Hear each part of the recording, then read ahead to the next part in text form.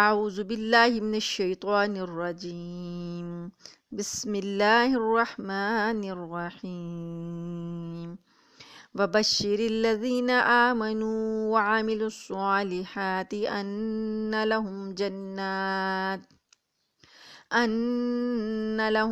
جنات تجری من تحتها الأنہار كلما رزقوا منها من ثمرة رزقا قالوا هذا الذي رزقنا من قبل وأتوا به متشابها ولهم فيها أزواج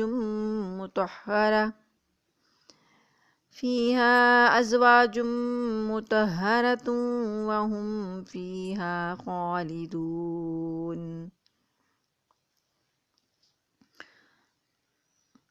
یہ سورہ بقرہ کی آیت نمبر 25 ہے۔ ترجمہ اس آیت کا یہ ہے، وبشر اور خوشخبری سنا دیجئے، الذین ان لوگوں کو جو آمنوا ایمان لائے، وعملوا اور انہوں نے عمل کیے، الصالحات نیک، اور خوشخبری سنا دیجئے ان لوگوں کو جو ایمان لائے اور انہوں نے نیک اعمال کیے، ان بے شک، لہم ان کے لیے، جنات باغات ہیں، تجری بہتی ہیں، من تحتہا اس کے نیچے سے، الانہار نہریں، بے شک ان کے لیے باغات ہیں، ان کے نیچے سے نہریں بہتی ہیں، کلما جب بھی، رزقو ان کو رزق دیا جائے گا، ان کو کھانے کو دیا جائے گا، منہا اس میں سے، من ثمرتن کوئی پھل، یعنی جنتوں میں جب ان کو جب بھی کوئی پھل یا رزق دیا جائے گا، قالوا وہ کہیں گے، ھذا الذی یہ وہی ہے جو، ھذا یہ، الذی وہ ہے جو، رزقنا ہم کو رزق دیا گیا، من قبل اس سے پہلے، یہ تو وہی ہے جو ہمیں اس سے پہلے رزق دیا گیا تھا، وَأُتُوا اور ان کو دیا جائے گا، بِہِ اس سے، متشابہا ملتا جلتا، یعنی دنیا کے جو پھل ہیں اس سے ملتا جلتا ان کو دیا جائے گا، وَلَهُمْ اور ان کے لیے، فیہا اس میں، ازواجن جوڑے ہیں، بیویاں ہیں، مطہرتن پاکیزہ، وہم اور وہ، فیہا اس میں، خالدون ہمیشہ رہیں گے، اور ان کے لیے اس میں یعنی جنت میں پاکیزہ بیویاں ہیں یا پاکیزہ جوڑے ہیں اور وہ اس میں ہمیشہ رہیں گے۔ تو گزشتہ آیات میں جو نبی کریم صلی اللہ علیہ وآلہ وسلم کی رسالت کے سلسلے میں قرآن کریم کی حقانیت ثابت کرنے کے لیے تمام منکرین کو چیلنج دیا گیا تھا، اور یہ کہا گیا تھا کہ اب جو بھی قرآن کا منکر ہوگا، حضور صلی اللہ علیہ وآلہ وسلم کی نبوت کا انکار کرے گا تو وہ آخرت میں عذاب جہنم میں مبتلا ہوگا۔ اب اس کے مقابلے میں اس آیت میں ان لوگوں کا بیان ہے، ان لوگوں کو بشارت اور خوشخبری دی جا رہی ہے جو محمد صلی اللہ علیہ وآلہ وسلم کی رسالت پر اور اس قرآن پر ایمان لا رہے ہیں،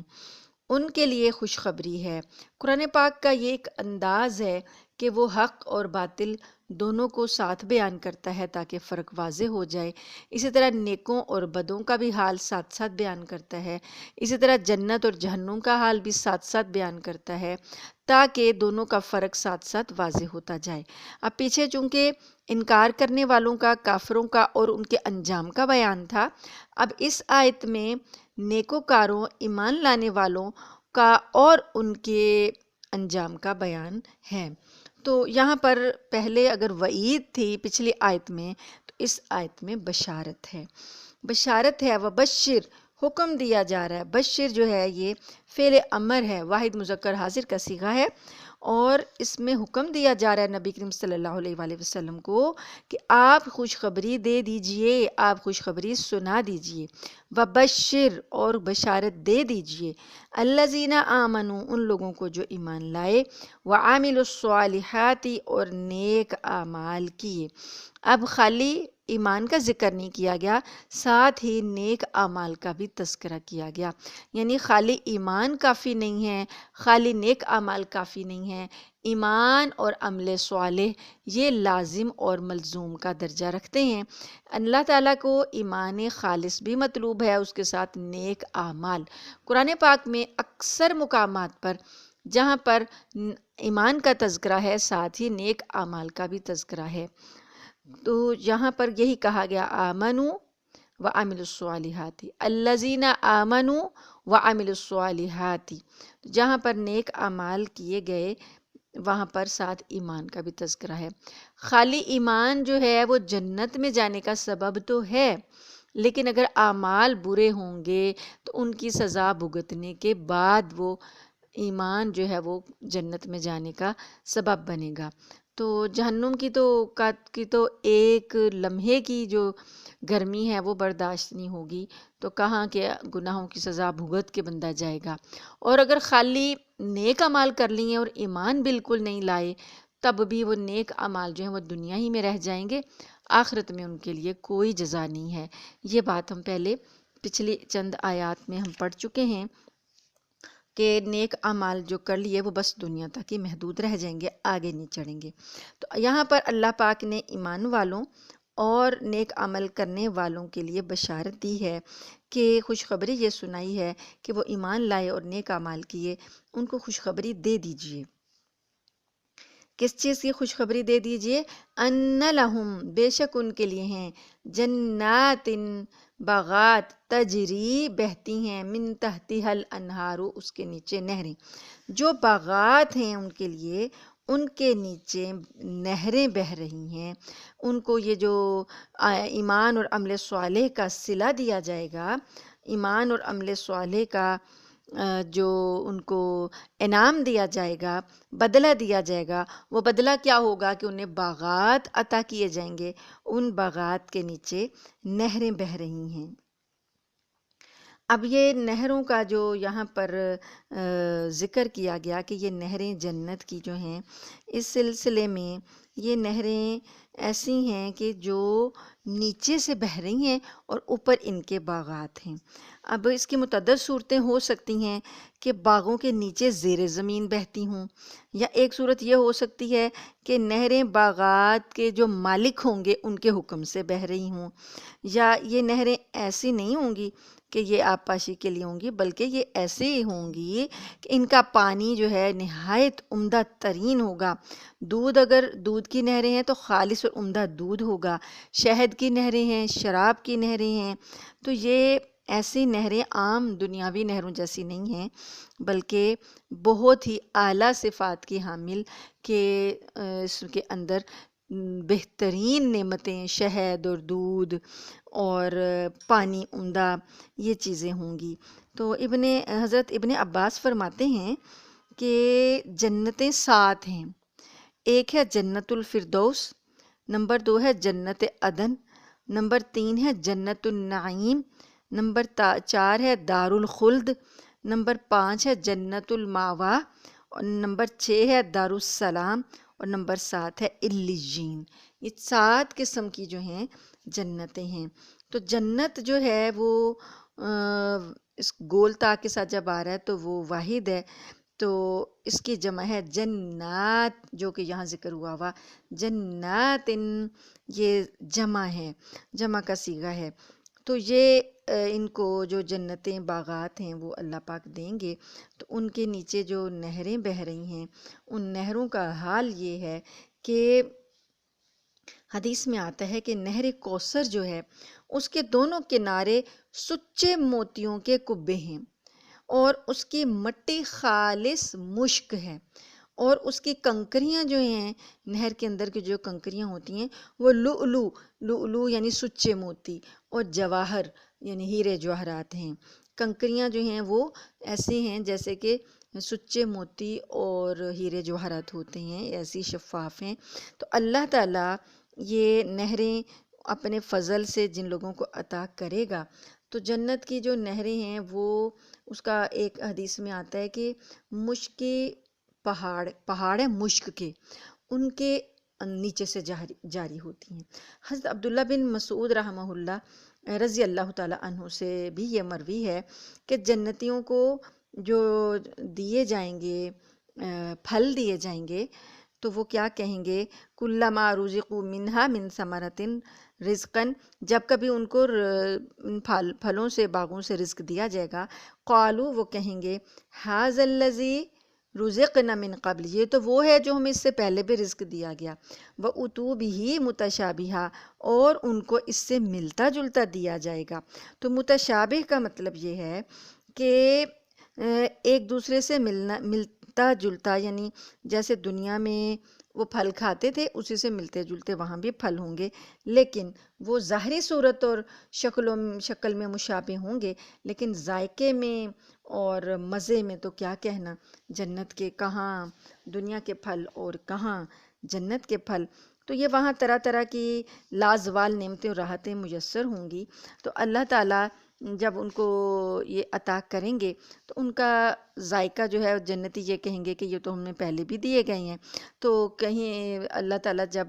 ان کو کھانے کا کہیں گے تو جب وہ کھائیں گے تو معلوم ہوگا کہ ان کا ذائقہ پہلے پھلوں سے بالکل مختلف اور جدا ہے۔ یعنی جنت میں جو پھل جنتیوں کو دیا جائے گا وہ ظاہری شکل و صورت میں تو ملتا جلتا ہوگا، مگر ذائقہ ہر ایک کا جدا گانا ہوگا۔ یہ بھی ہو سکتا ہے کہ ایک مرتبہ جو انہوں نے پھل کھایا ہو، دوبارہ جب انہیں دیا جائے گا تو وہ یہ کہیں گے یہ تو ہم پہلے کھا چکے ہیں، لیکن اس کا ذائقہ پھر جدا گانا ہوگا۔ تو بعض مفسرین کا کہنا ہے کہ پھلوں کے متشابہ ہونے سے ایک تو یہ مراد ہے کہ دنیا کے پھلوں سے متشابہ ہوں گے، لیکن ایک وہ بھی ہے کہ جنت ہی کے پھل جو ہوں گے وہ بھی ایک دوسرے سے جب ملتے جلتے ہوں گے، لیکن ذائقہ جو ہے بالکل مختلف اور پہلے سے بہترین ہوگا، مزہ اس کا اور ہوگا۔ تو عبداللہ ابن مسعود جو فرماتے ہیں، ان کی حدیث میں ہے کہ وہ کہتے ہیں کہ جب ان کو مزہ الگ الگ ملے گا تو وہ یہ کہیں گے کہ یہ تھے تو وہی پھل لیکن مشابہ تھے، لیکن یہ شکل و صورت میں تو ایک جیسے تھے، لیکن مزہ ان کا اور ہے۔ اور آپ فرماتے ہیں کہ جنت کی گھاس جو ہے وہ زعفران ہے، اس کے ٹیلے مشک کے ہیں، چھوٹے چھوٹے خوبصورت غلمان ادھر سے ادھر میوے لا لا کر پیش کریں، یعنی غلمان مطلب جو ان کے غلام ہوں گے جنت میں، یعنی جو چیزیں لا کے پیش کریں گے، چھوٹے چھوٹے لڑکے ہوں گے بڑے ہی خوبصورت، تو وہ ادھر سے ادھر میوے لا لا کر پیش کر رہے ہوں گے اور وہ کھا رہے ہوں گے۔ وہ پھر پیش کرتے ہیں تو یہ کہتے ہیں کہ اسے تو ابھی ہم نے کھایا ہے، تو وہ جواب دیتے ہیں کہ رنگ و روپ ایک ہے لیکن ذائقہ اور ہی ہے، چکھ کر دیکھیے، کھاتے ہیں تو اور ہی لطف پاتے ہیں۔ تو یہی معنی ہے کہ ہم شکل متشابہ ایک دوسرے سے ان کو دیے جائیں گے۔ تو دنیا کے میووں سے بھی ان کا نام اور شکل ملتی جلتی ہوگی، لیکن مزہ کچھ دوسرا ہی ہوگا۔ تو حضرت ابن عباس رضی اللہ عنہما کا قول ہے کہ صرف نام میں مشابہت ہے، ورنہ کہاں یہاں کی چیز اور کہاں وہاں کی چیز، یہاں تو فقط نام ہی ہے۔ تو مگر جب وہ چکھیں گے تو لذت کچھ اور ہی ہوگی۔ اور وہاں پر اللہ پاک نے ایک اور ذکر کیا کہ وَلَهُمْ فِيهَا أَزْوَاجٌ مُطَهَّرَةٌ، وہاں ان کو پاکیزہ بیویاں ملیں گی۔ تو جو وہاں بیویاں ملیں گی وہ بھی نہایت پاکیزہ ہوں گی۔ اور پاکیزگی میں ایک بات یہ بھی آتی ہے کہ جیسے دنیا میں جو کوئی کچھ گندگی وغیرہ ہے، حیض اور نفاس اور پیشاب اور پخانہ اور تھوک وغیرہ، یہ سب چیزوں سے وہ جنت کے جوڑے جو ہیں وہ پاک ہوں گے، وہاں پر کوئی ایسی ناپاکی جو ہے وہ نہیں ہوگی۔ اور جو یہ تو ظاہری ہو گئی نا، اور کچھ باطنی گندگیاں بھی ہوتی ہیں، جیسے ناشائستہ اخلاق، یعنی ناپسندیدہ اخلاق ہوں، کچھ ناپسندیدہ عادات ہوتی ہیں جو کہ ایک دوسرے کی ناپسندیدہ عادات ہوتی ہیں، لیکن ہم ان کو برداشت کر رہے ہوتے ہیں، کمپرومائز کر رہے ہوتے ہیں، یا کہ ایک دوسرے کی خوشی کے لیے ہم ان کو جو ہے نظر انداز کر دیتے ہیں۔ لیکن کہ جنت میں ایسا نہیں ہوگا، جنت میں کوئی بھی ایسی ناپسندیدہ عادات جو ہے وہ جوڑوں میں، جو پاکیزہ جوڑے ہیں، پاکیزہ بیویاں ہیں یا بیویوں کے لیے جو شوہر ہیں، ان کی کوئی عادت جو ہے وہ ناپسندیدہ نہیں ہوگی، کوئی اخلاق جو ہے وہ برا نہیں ہوگا۔ اور ایسا نہیں بے وفائی وغیرہ اور کج خلقی نہیں ہوگی، کوئی بھی ایسی چیز جو ہے وہاں پر نہیں ان کو پیش آئے گی۔ یہ سب چیزیں جو ہیں ازواج مطہرہ پاکیزہ جوڑے جو ہیں یہ سب چیزیں اس میں شامل ہیں۔ اور پھر یہ کہ جنت کی تمام نعمتیں عارضی اور وقتی نہیں ہوں گی، کہ دنیا میں بے شک کتنا اچھا جوڑ مل جائے، بہت اچھا جوڑ مل جائے، لیکن ایک خطرہ تو ہے نا کہ وہ چھن جاتا ہے۔ کوئی کسی کی کبھی پہلے موت ہو جاتی ہے تو جوڑ جو ہے وہ چھن جاتا ہے، یا ایسا ہوتا ہے کہ نہ بھی چھنے لیکن حسن کو تو زوال ہے نا، پہلے جوانی میں نہایت خوبصورتی ہے، آہستہ آہستہ حسن ڈھل جاتا ہے تو طاقتیں کمزور ہو جاتی ہیں، اعضاء جو ہیں وہ کمزور ہو جاتے ہیں، تو پہلے جو ایک بات ہوتی ہے وہ بات میں کم ہو جاتی ہے، ڈھل جاتا ہے۔ تو اس طریقے سے جنت میں یہ نہیں ہوگا، وقتی نہیں ہوگا اور کم وقت کے لیے نہیں ہوگا، بلکہ ہمیشہ ہمیشہ کے لیے ہوگا۔ دنیا کی نعمتیں تو کچھ مدت کے بعد زائل ہو جاتی ہیں، آخرت میں جنت کی نعمتیں ہمیشہ کے لیے ہوں گی اور کبھی زائل نہیں ہوں گی، کبھی وہ ختم نہیں ہوں گی، کبھی ان کو فنا نہیں ہوگا۔ تو یہ ایک فرق ہوگا، بلکہ سمجھیں کہ یہ ایک جنت کی جو ہے ہمیشہ رہنے والی چیز جو ہے اللہ تعالیٰ نے یہ اس کی ایک صفت بتائی ہے، وَهُمْ فِيهَا خَالِدُونَ، وہ اس میں ہمیشہ رہیں گے، یعنی جو جوڑے وہاں پر ملیں گے ان کو، جو اللہ پاک ان کے جوڑ بنائے گا وہ عارضی اور وقتی نہیں ہوں گے، وہ ہمیشہ ہمیشہ کے لیے ہوں گے، اس میں کوئی خطرہ چھن جانے کا نہیں ہوگا، کوئی خطرہ زوال کا نہیں ہوگا، کوئی خطرہ ایسا نہیں ہوگا کہ یہاں پر جتنا مرضی انسان کا اچھا وقت ہو لیکن بیچ میں بیماری آ سکتی ہے، بیچ میں کوئی بھی نقصان کا خطرہ ہو سکتا ہے، تو وہ جنت میں یہ سب چیزیں جو ہیں یہ سب خطرات سے پاک ہوں گی، ہمیشہ ہمیشہ کے لیے ہوں گے، نہ وہ فنا ہوں گی، نہ ان سے چھنیں گی، نہ ان کو الگ کیا جائے گا، نہ موت آئے گی، نہ خاتمہ ہوگا، نہ اینڈ ہوگا، نہ ٹوٹنا ہوگا اور نہ کم ہونا ہوگا۔ تو اللہ رب العالمین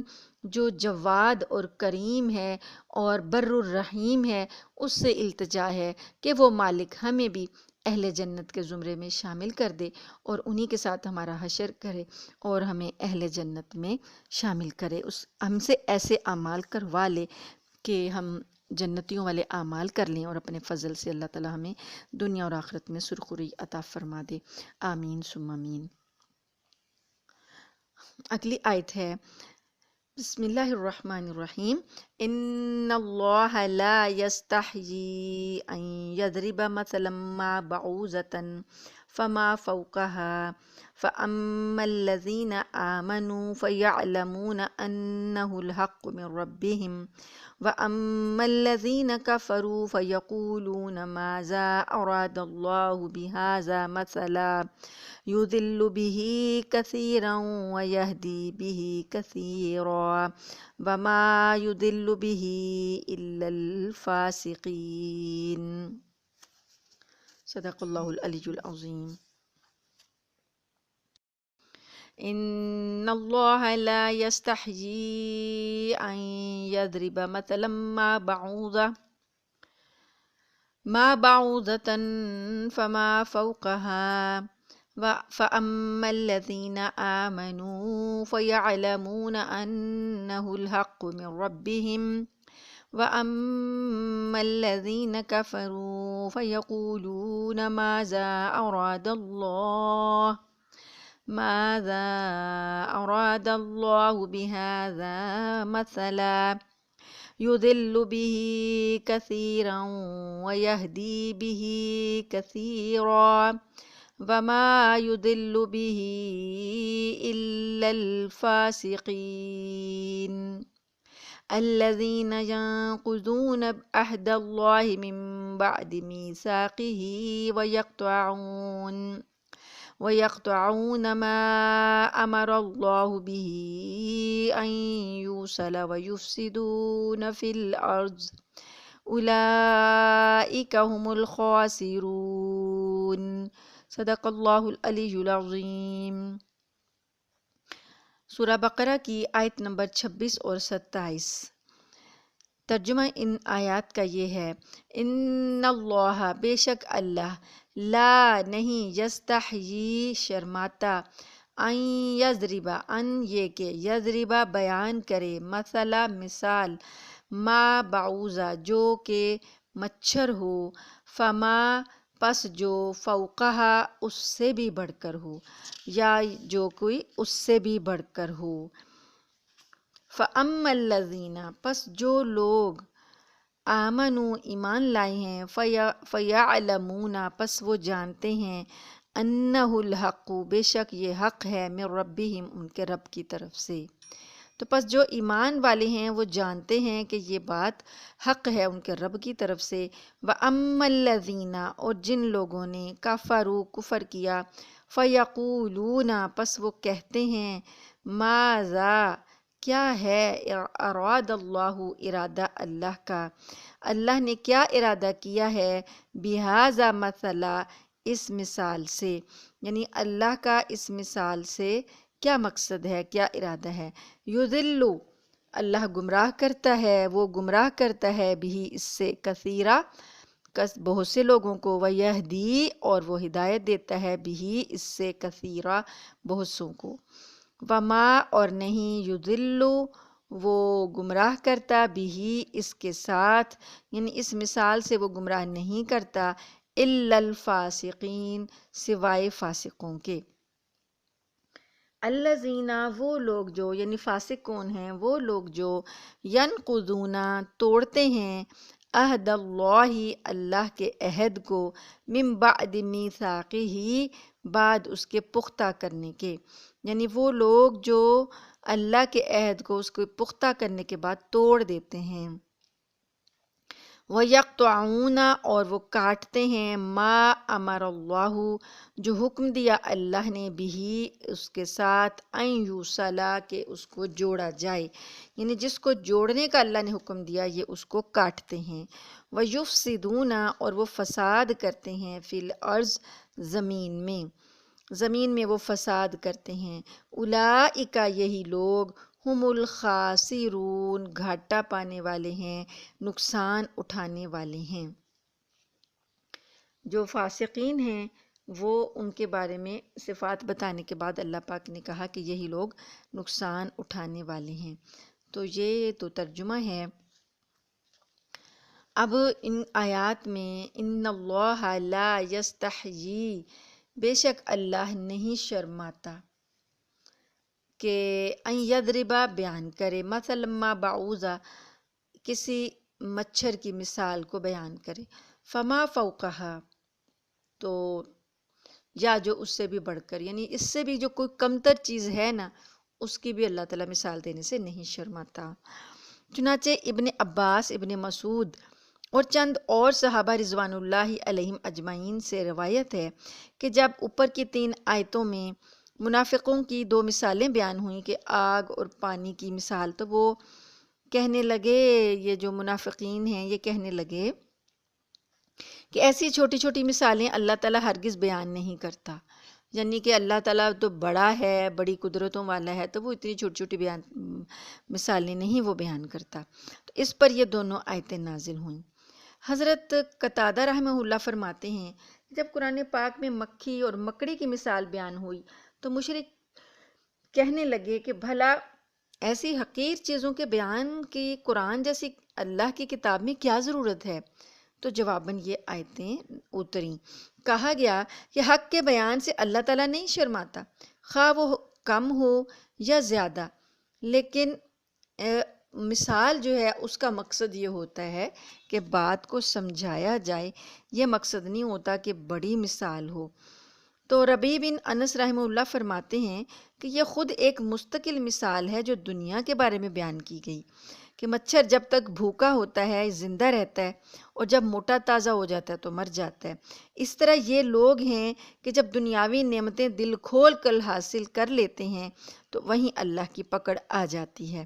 جیسے اور جگہ اللہ تعالیٰ فرماتے ہیں فَلَمَّا نَسُوا مَا ذُكِّرُوا بِهِ کہ جب جو ان کو نصیحت کی گئی تھی تو جب وہ بھول گئے تو پھر ہماری پکڑ جو ہے وہ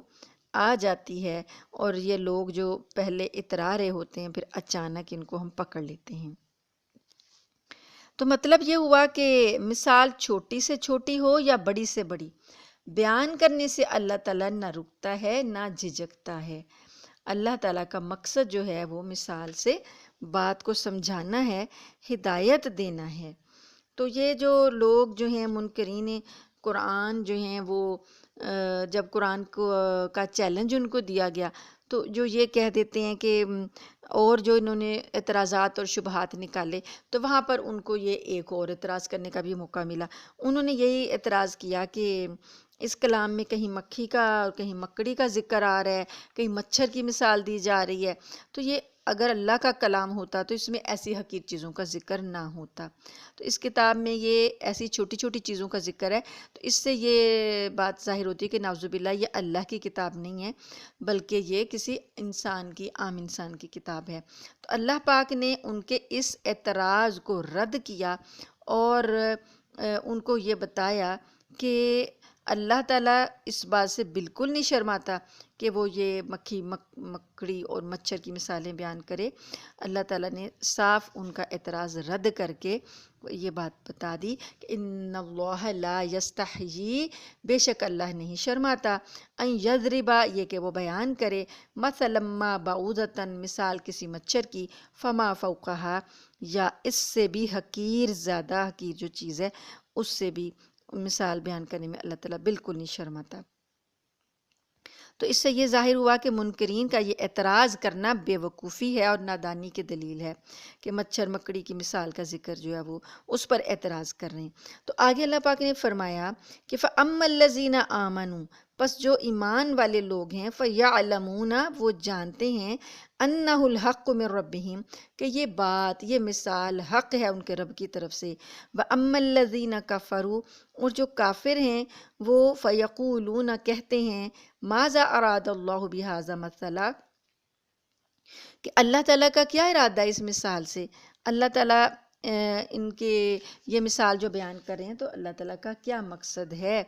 تو اللہ تعالیٰ نے یہ بتایا کہ ایسے احمقانہ شبہات صرف ان لوگوں کو پیدا ہوا کرتے ہیں جن کے دل و دماغ میں کفر کی وجہ سے سوچنے اور سمجھنے کی صلاحیت مفقود ہو گئی ہے، اور ایمان والوں کو ایسے شبہات اور اعتراضات پیدا نہیں ہوتے۔ ایمان والے تو اللہ تعالیٰ کے معبود ہونے اور آن حضرت صلی اللہ علیہ وآلہ وسلم کے سچا رسول ہونے اور قرآن کریم کے اللہ کا کلام ہونے پر پورا پورا یقین رکھتے ہیں اور اللہ رسول کی باتوں پر سچے دل سے ایمان لاتے ہیں۔ اس لیے اللہ تعالیٰ اگر اپنے کلام میں کوئی مثال بیان فرماتے ہیں تو اہل ایمان کوشش کرتے ہیں کہ اس مثال کا اصلی مطلب سمجھ لیں اور مثال سے جو سبق دینا مقصود ہے اس پر غور کریں۔ لیکن کفار اور منکرین کیا کرتے ہیں، وہ اللہ تعالیٰ کی توحید اور رسول کی رسالت کا ہی انکار کر دیتے ہیں، اور جن کے دل میں حق کی تلاش اور جستجو نہیں ہوتی وہ صرف اسی ٹوہ اور فکر میں لگے رہتے ہیں کہ اللہ کے کلام میں کسی نہ کس طرح کوئی عیب ڈھونڈیں اور خواہ خواہ اس پر اعتراض کریں۔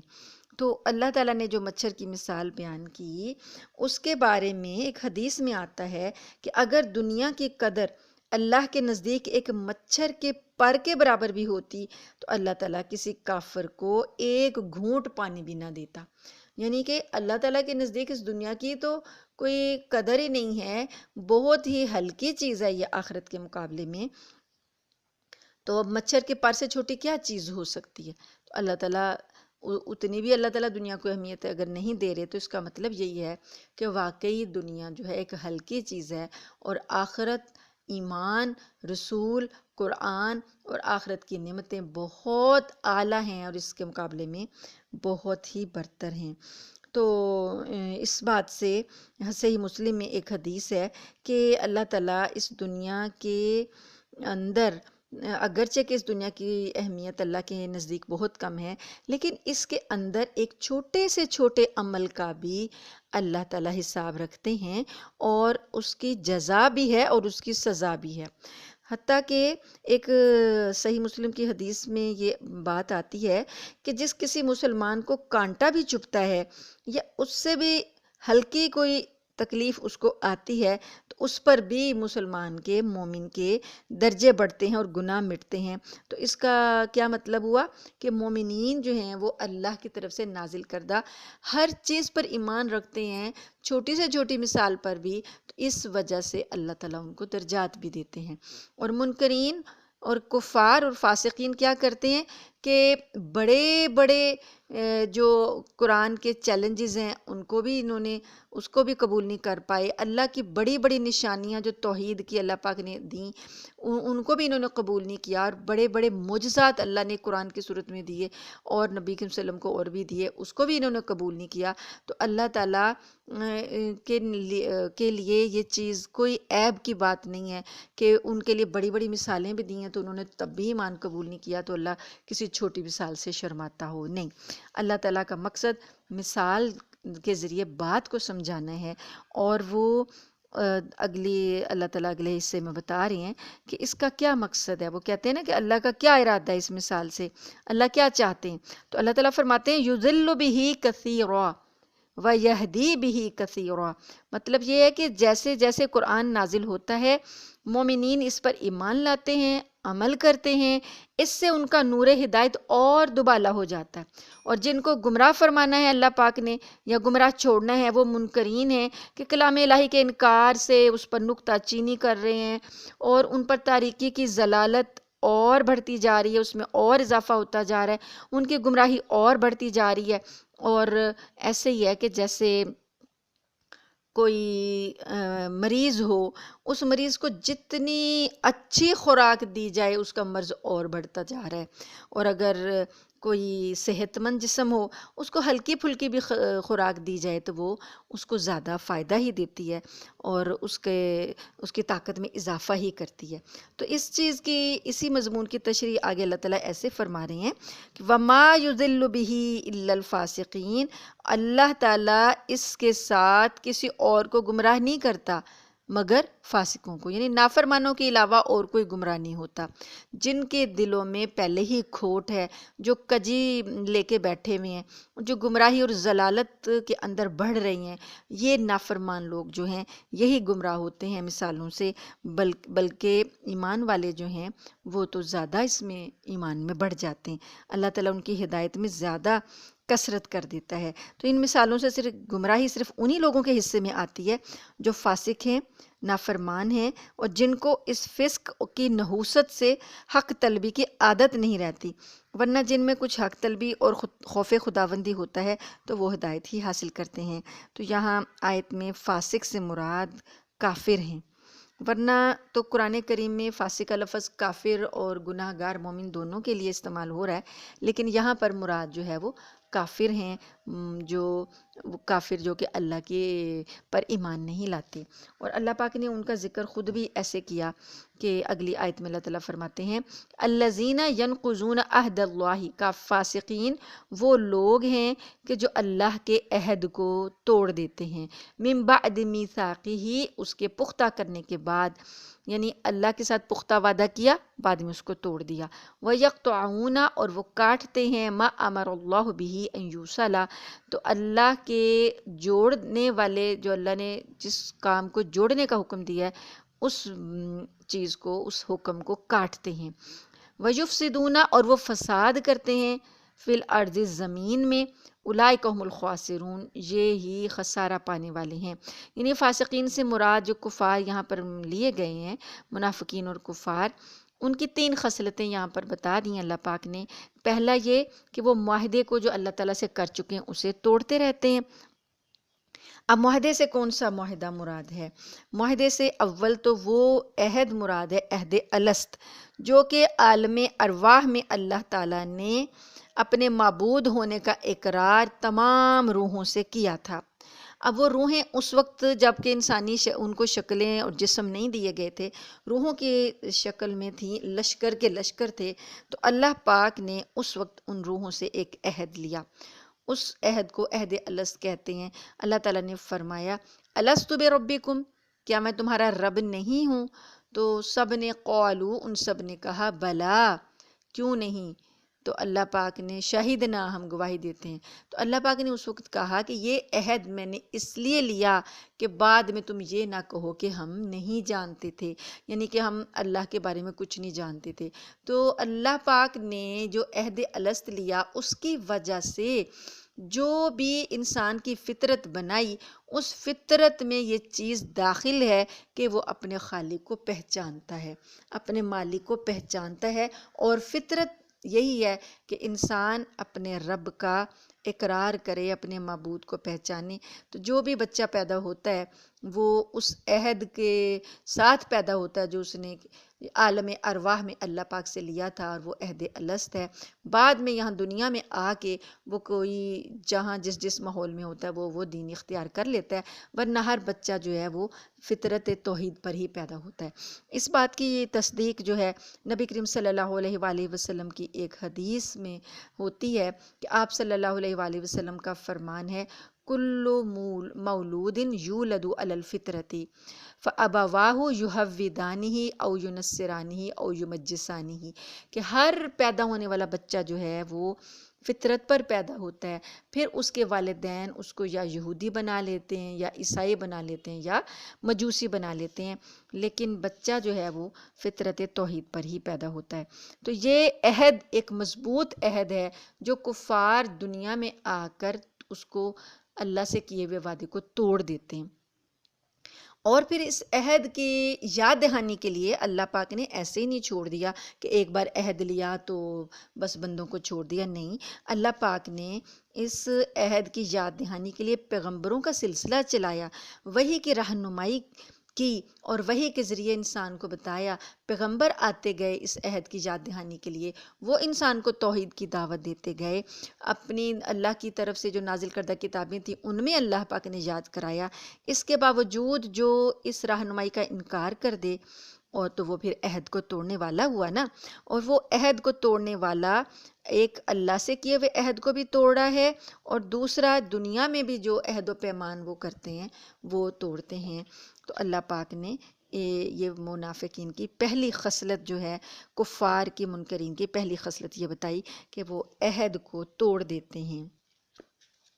اس کے بعد یہ عہد الست کے بعد، عہد الست کو توڑنے کے بعد دوسری جو ان کی خصلت بتائی گئی وہ یہ کہ وَيَقْطَعُونَ مَا أَمَرَ اللَّهُ بِهِ أَن يُوصَلَ، کہ وہ توڑتے ہیں ان تعلقات کو جن کو اللہ نے جوڑنے اور وابستہ رکھنے کا حکم دیا ہے۔ اس میں بھی وہ تمام تعلقات آ جاتے ہیں جو بندے اور اللہ کے درمیان ہیں، جنہیں حقوق اللہ کہا جاتا ہے۔ اب ایک تو وہ اللہ کا حق ہے کہ اللہ کو ایک مانا جائے، وہ اس عہد کو توڑ رہے ہیں، اور اللہ کو اور بندے کے درمیان جو حقوق ہیں وہ اپنے حق تو مانگتا ہے، لیکن اللہ کے جو حقوق ہیں، یہ جو بندے کے فرائض ہیں، وہ ان کو توڑتا جاتا ہے۔ اور دوسرے وہ تعلقات بھی اس میں آ جاتے ہیں جو باہم بندوں کے آپس میں ہیں، جن کو حقوق العباد کہا جاتا ہے، جس میں اپنے ماں باپ کے حقوق ہیں، عزیز و اقربا کے حقوق، اپنے پڑوسیوں اور ساتھیوں کے حقوق، عام مسلمانوں کے حقوق اور عام انسانوں کے حقوق، سب ان میں آ جاتے ہیں۔ انہی حقوق اللہ اور حقوق العباد کو پورے کرنے کا نام دین اسلام اور شریعت اسلام ہے۔ تو ان کو توڑنا جو ہے وہ فسق ہے، نافرمانی ہے، کفر ہے۔ تو یہ جو دوسری خصلت ان کافروں کی، منکروں کی بتائی، جو فاسق ہیں، ان کی جو بتائی وہ یہی ہے کہ وہ اللہ کے اور اللہ کے بندوں کے تمام وہ حقوق، وہ عہد و پیمان وہ توڑ دیتے ہیں جن کو کہ اللہ نے جوڑنے کا حکم دیا۔ اگلی ان کی خصلت یہ ہے کہ وَيُفْسِدُونَ فِي الْأَرْضِ، وہ زمین میں فساد کرتے ہیں۔ تو تیسری خصلت فاسقین کی یہ فرمائی کہ زمین میں فساد پھیلاتے ہیں۔ اس میں ظاہری فساد بھی آ گیا، جیسا کہ کسی پر ظلم کرنا، کسی کی حق تلفی کرنا، کسی کی بے آبروئی کرنا، کسی کا مال لے لینا وغیرہ، اور باطنی فساد بھی آ جاتا ہے، جیسے کفر کرنا، حضور صلی اللہ علیہ وسلم سے دشمنی اور حسد رکھنا۔ تو یہ تینوں خصائل جو ہیں یہ اللہ پاک نے ایک اور مقام پر سورہ رعد ہے 13ویں پارے میں، اس کے آیت نمبر 25 میں بھی بیان کیا گیا، اور فرمایا گیا کہ ایسوں پر اللہ کی لعنت ہوگی اور ان کے لیے اس جہان میں بڑی خرابی ہوگی۔ اور یہاں پر اللہ پاک نے ان لوگوں کا جو انجام ہے وہ یہ بتایا، اولئک هم الخاسرون، یہ لوگ سخت نقصان اٹھانے والے ہیں، گھاٹا پانے والے ہیں، خسارہ پانے والے ہیں، کہ دنیا کی راحت اور چین اور سکون کے لیے آخرت کی ساری نعمتوں سے یہ ہاتھ دھو بیٹھے ہیں، کیونکہ عداوت اور حسد میں یہ ہر وقت اسی ادھیڑ بن میں لگے رہتے ہیں کہ کس طریقے سے اسلام کو نقصان پہنچایا جائے، کس طریقے سے محمد صلی اللہ علیہ وسلم کو اور آپ کے ساتھیوں کو نقصان پہنچایا جائے۔ تو اس دشمنی کی وجہ سے ان لوگوں نے زمین میں فساد بھی کیا، قطع رحمی بھی کی، اللہ کے عہد کو بھی توڑا۔ تو اللہ تعالیٰ فرماتے ہیں کہ یہ تو خوب گھاٹے کا سودا کر بیٹھے ہیں، اور آخرت میں، دنیا میں تو نقصان جو ہوا سو ہوا، آخرت کا نقصان جو ہے وہ کہ رشد و ہدایت کے بدلے میں انہوں نے گمراہی خرید لی، اور حقیقی منعم کو چھوڑ کر اس سے قطع تعلقی کر لی، اور اس سے بڑھ کر آخرت کا کیا نقصان ہوگا۔ تو اللہ تعالیٰ سے دعا ہے کہ اللہ تعالیٰ ہمیں اپنے کلام پر ایمان صادق اور یقین